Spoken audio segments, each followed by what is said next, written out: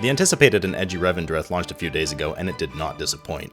Within this zone, we find the Vampire Covenant known as the Venthyr, the next of the 4 new covenants in Shadowlands that we will be previewing abilities for. Seeing as I continue not to sleep at all and have a thing for horny vampires, I managed to get a good look at the class Covenant abilities here. Follow my Twitch, you animals! After questing for roughly 15 minutes, you are given your Venthyr ability for your class. Now that we get to test out the second Covenant ability on Alpha, the problem of choice starts to become a reality, and continues to be more controversial than a nip slip on stream. Before starting to look at each class ability, it's important to note that each Covenant gives you 2 abilities, one class ability, and one general ability that every player gets should they commit to that Covenant. The Venthyr houses a powerful general ability known as Door of Shadows. This is a 60-second cooldown on a teleport to anywhere within 35 yards. It's amazing for moving around and even getting to some out-of-reach places or pre-planning some of your strategic moves. Move over, Kyrian Swolkins, there's a new and actually useful General Covenant ability in town. Okay, let's dive into the class abilities now. Death Knights undoubtedly have one of the best Venthyr Covenant abilities, which I know is shocking considering this is a DK-themed expansion.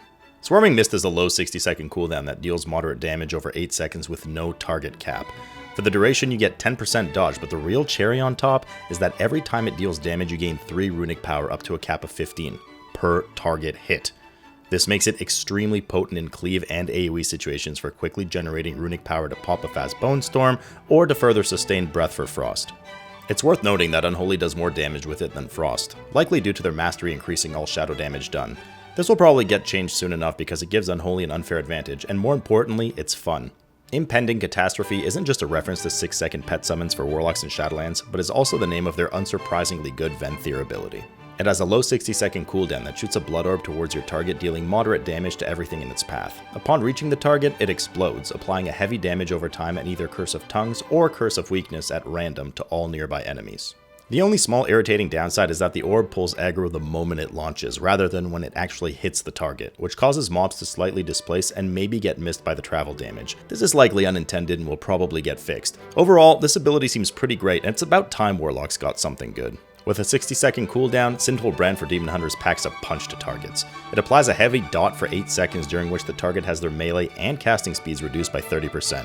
Although it's only single target, you can transform the ability into an AoE by pressing Meta, which applies Sinful Brand to all nearby targets.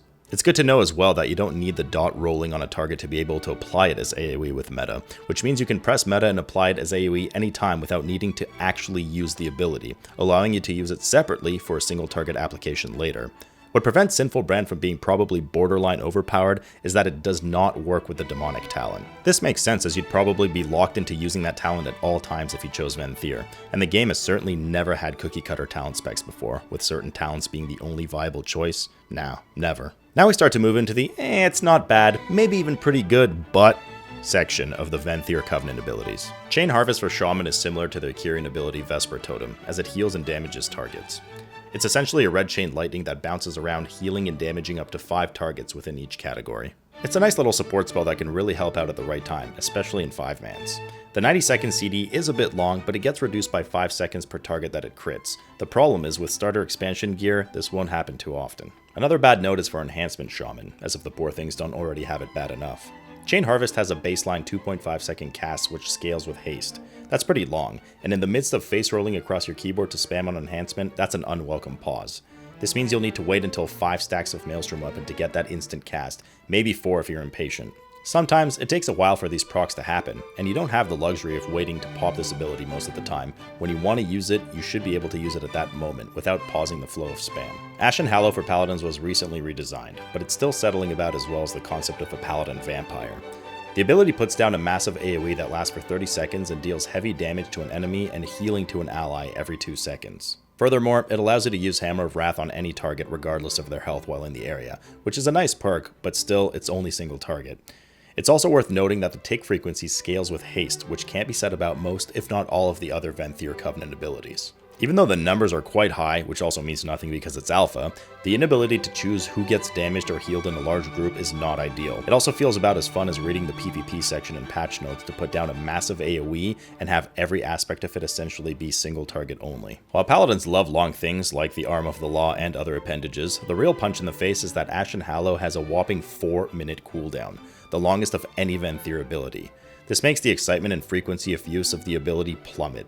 Let's hope they make the CD a bit more forgiving in future builds. Like the Paladin one, the Monk Venthyr ability Fall in Order sits at a pretty lengthy CD of 3 minutes. You summon a portal for 24 seconds that spawns images from it representing the 3 monk specs, which each aid you with either damage or some healing. Despite the tooltip telling you that an image spawns every 1 second, they actually spawn every 2 seconds, and seem to skip the final spawn, which only gives 11 images total, instead of the advertised 24. This letdown in promise versus reality goes hand in hand with playing a Windwalker, which seems powerful and brings a unique important debuff, but in reality rides the bench like I ride your I can't believe you've done this. Furthermore, any image that matches your spec, whether it's Ox, Tiger, or Crane, will last 2 seconds longer and cast an extra ability. This includes Breath of Fire for Brewmaster, Fist of Fury for Windwalker, and finally Enveloping Mist for Mistweaver. One small issue is that there seems to be no pattern to which images spawn currently, including the type amount.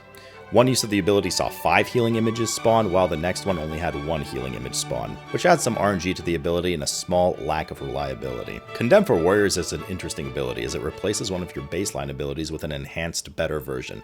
Think of it like rerolling from a Shadow Priest to literally anything else. Execute for all 3 specs gets replaced with Condemn, which is usable not only for targets below 20% health, but also above 80% health.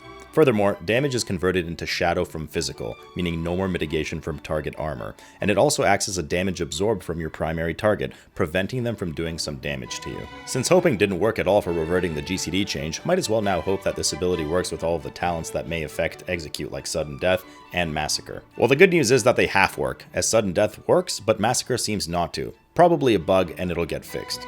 Overall, a pretty solid ability for warriors who already had a top tier one with Spear of Bastion from Kyrian. This may likely see some love, especially for Prot due to the damage prevention. Flayed Shot for Hunters is a very short 30-second cooldown ability that puts a moderate dot on the target for 20 seconds. Every time the dot ticks for damage, you have a 15% chance to make your next kill shot be usable on any target, regardless of their health. The short cooldown and procs make this ability pretty fun to use, but it's not without its shortcomings. First off, it's only single targeted and you have no way of applying it as AoE. And on top of that, you're at the mercy of RNG for procs for your kill shot. You may get really lucky and have a bunch of kill shots when it matters, or have none, and since you're already stuck playing a hunter, you'll need all the luck you can get. Druids have a pretty interesting Venthyr ability, but it's certainly far from perfect and will also cause some disparity amongst the specs. For starters, Ravenous Frenzy is another long 3-minute cooldown with a fairly powerful, albeit short, 20-second effect uptime. During this time, any druid ability you cast will give you a stack that adds 2% damage, healing, and haste, and stacks indefinitely.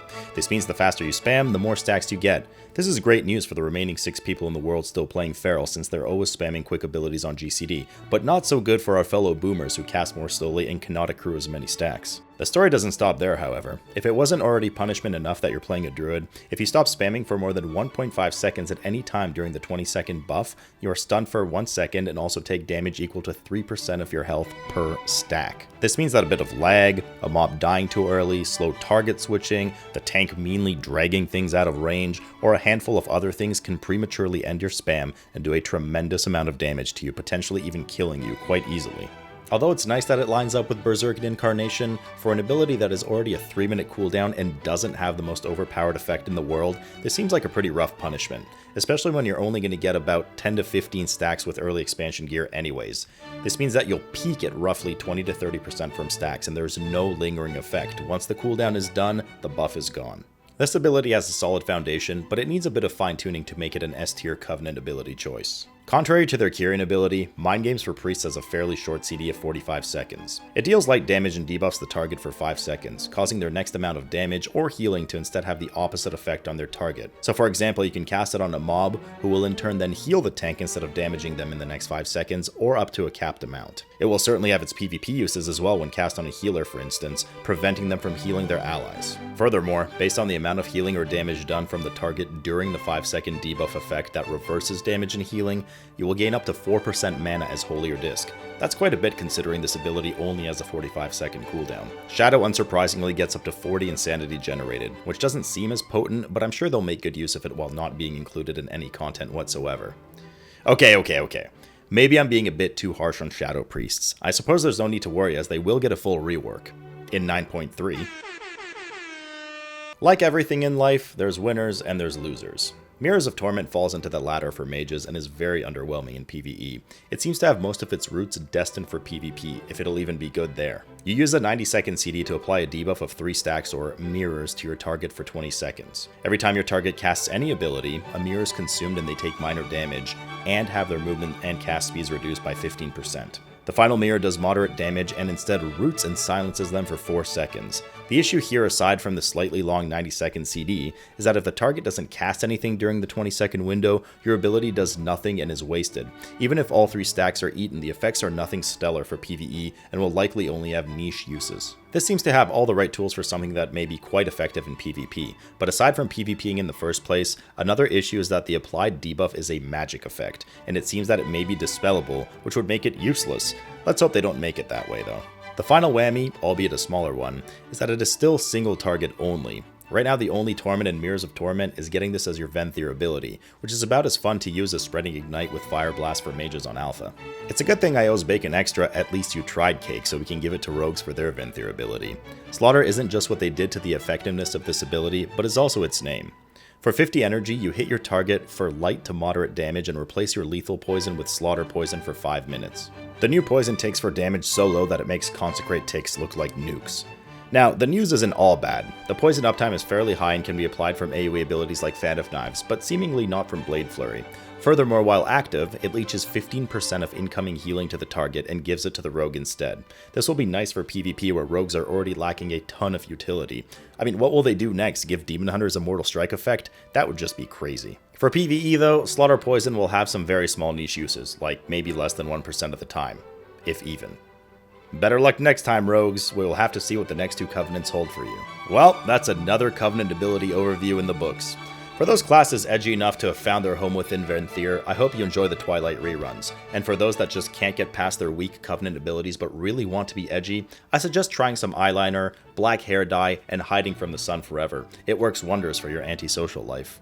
As usual, if you have any questions, make sure to come hang out on my Twitch channel at twitch.tv/sloot. I'm on all the time, but can finally justify not having a life due to social distancing. Oh right, and I almost always forget, follow the channel and subscribe to keep up to date with all of the new info that keeps pouring in, or else you'll regret your covenant choice and won't be able to swap it. Wait.